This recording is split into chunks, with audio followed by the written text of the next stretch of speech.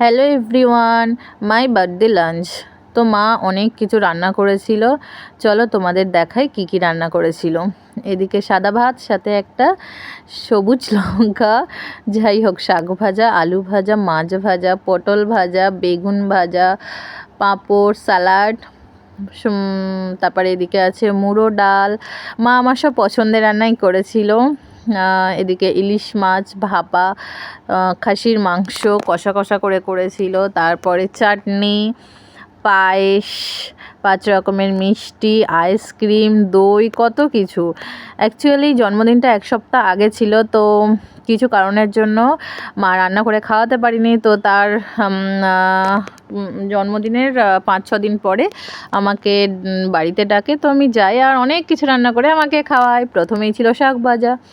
প্রতিটা শুভ অনুষ্ঠানে শাক ভাজা হবে না এমন তো হয় না, তাই প্রথমে শাক ভাজা দিয়ে একটু খেয়ে নিলাম। তারপর ছিল মুড়ো ডাল। মুড়ো ডাল হলেই মা আমার জন্য মুড়োর পিসটা কিন্তু তুলে রাখতে ভোলে না।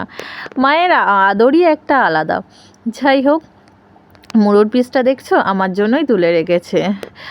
ডালটা দিয়ে ভালো করে ভাতটা মেখে সমস্ত ভাজাগুলো নিয়ে নিলাম। প্রথমে আলু ভাজা নিলাম, তারপরে একটু মাছ ভাজা নিলাম। এটা কাতলা মাছ ভাজা ছিল, হ্যাঁ। তো একটু মাছ ভাজা নিলাম, তারপর একটু পটল ভাজা আর একটু বেগুন ভাজা। সব কিছু দিয়ে মেখে মুখে খেতে কিন্তু অসাধারণ, আলাদাই স্বাদ, এ স্বাদের ভাগ হবে না। তারপর ছিল ইলিশ ভাপা।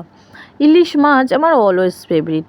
তোমরা যদি আমাকে জিজ্ঞাসা করো আমার কী মাছ পছন্দ, আমি চোখ বন্ধ করে বলবো ইলিশ মাছ। আমার কিন্তু মাছের পেটি খেলেও গলায় কাঁটা বেঁধে যায়, তাও আমার ইলিশ মাছ খেতে খুব ভালো লাগে। তো সেদিন ইলিশ মাছের ভাপাটা অসাধারণ হয়েছিল। তারপর ছিল কি বলুন তো, খাসির মাংস, মাটন কষা।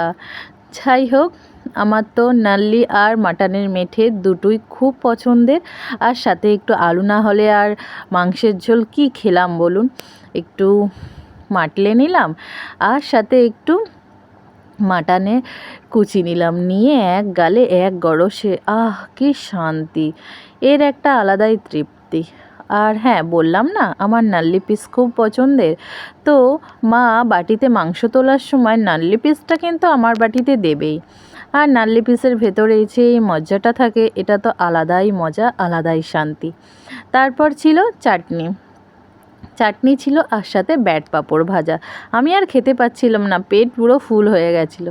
তারপর পায়েস তো খেতেই হবে, জন্মদিন মানেই পায়েস। এদিকে দই, তারপর আইসক্রিম। আজকের মতো টাটা।